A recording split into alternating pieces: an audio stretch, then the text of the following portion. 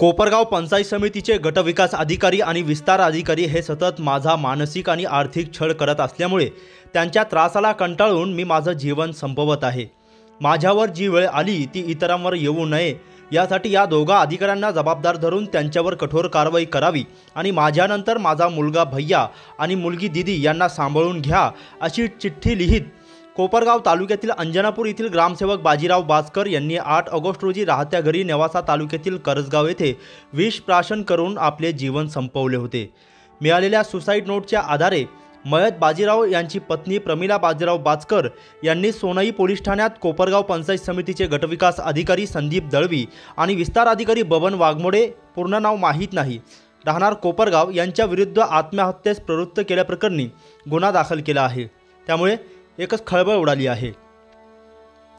बाचकर कुटुंबियांनी विधान परिषदेचे सभापती राम शिंदे यांची भेट घेऊन त्यांना संबंधित अधिकाऱ्यावर गुन्हा दाखल होऊन कठोर कारवाई व्हावी अशा मागणीचे निवेदन दिले होते। सुसाईड नोट मिळाल्यानंतर सोनई पोलिसांनी यावर सखोल तपास करत अखेर 16 ऑगस्ट रोजी दोघा अधिकाऱ्यांवर गुन्हा दाखल केला आहे। याबाबत अधिक तपास सोनई पोलीस करीत आहे। दरम्यान दिनांक 8 ऑगस्ट रोजी मध्यरात्री 2च्या सुमारास बाजीराव बाचकर हे घरात बेशुद्ध अवस्थेत पडले। बाजीराव यांची पत्नी प्रमिला बाचकर यांना आवाज आल्याने त्यांनी शेजारच्या खोलीत जाऊन बघितलं तर बाजीराव खाली पडलेले दिसले। शेजाऱ्यांच्या मदतीने कुटुंबियांनी त्यांना अहिल्यानगर येथील रुग्णालयात नेले, मात्र उपचाराआधीच डॉक्टरांनी त्यांना मृत घोषित केले। 10 ऑगस्ट रोजी कागदपत्रे पाहताना बाजीराव यांच्या पत्नीच्या हाताला बाजीराव बाचकर यांनी लिहिलेली चिठ्ठी लागली। त्यात त्यांनी स्पष्ट लिहिले आहे, विस्तार अधिकारी बबन वाघमोडे आणि गटविकास अधिकारी संदीप दळवी यांनी माझा सतत मानसिक व आर्थिक छळ केला।